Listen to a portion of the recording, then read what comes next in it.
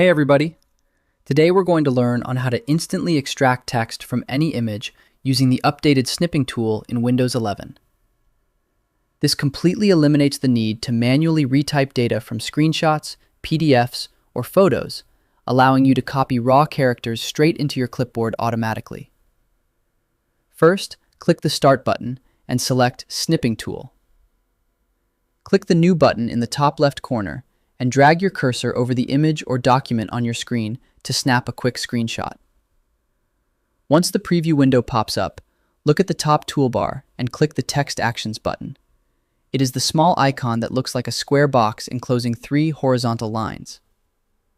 Windows will analyze the screenshot using native optical character recognition and automatically highlight every piece of readable text it finds.